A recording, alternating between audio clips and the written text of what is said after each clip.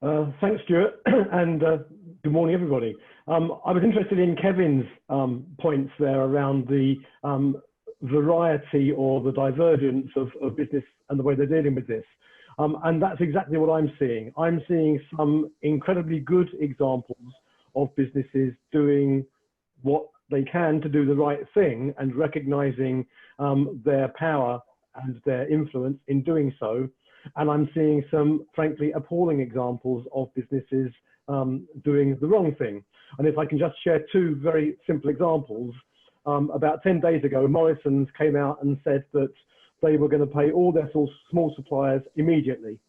So they were going to recategorize small as being any business that spent £1 million with them a year, where previously it had been 100,000. And secondly, they were going to pay any invoices they got on their books immediately and not wait for the payment term to be reached. And that for me was a really proactive way of saying, we can do something to help here, and we will.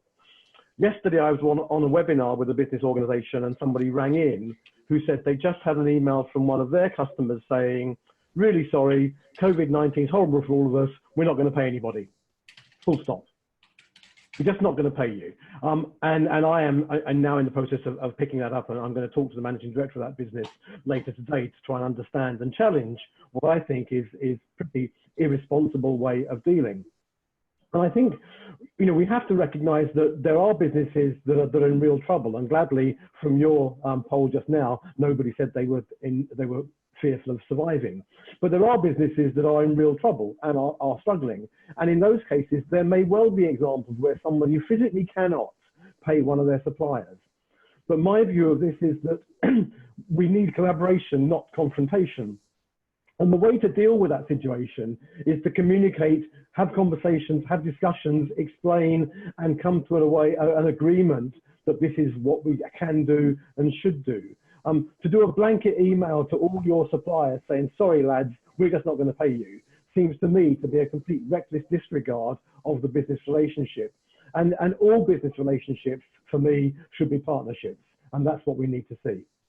So the question is, what is the impact, in your view, not just now, but of course, on the assumption that that business does survive and emerges? When they do emerge, what happens? Well, it's hard to say, isn't it? But we're seeing some really strong reactions from the public to things that are happening. We saw the reaction to Sports Direct decision to increase some prices and to stay open when the public felt they shouldn't. And there was a hue and cry. And a lot of these things pass and people forget very quickly.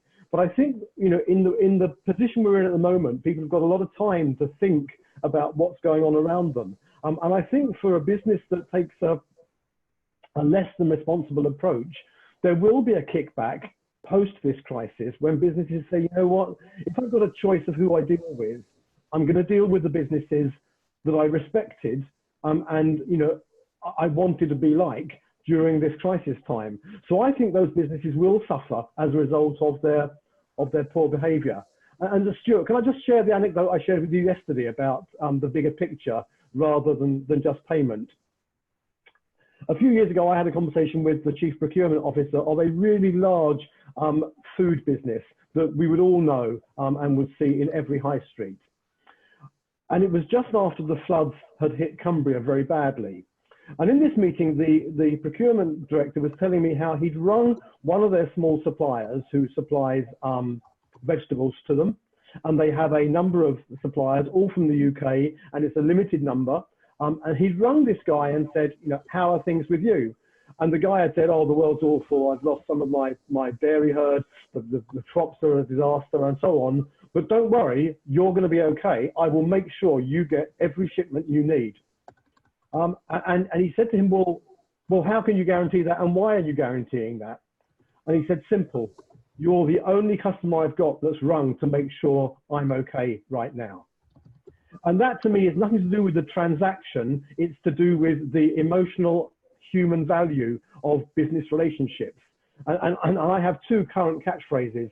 One is we need collaboration, not confrontation. And the second is that we need to move the agenda from the transactional to the emotional. And at a time like this, the emotions are absolutely paramount. And the way we deal with our partners, whether they be suppliers or customers or whatever, the way we deal with them will influence how they behave now, and I believe how they behave in the future.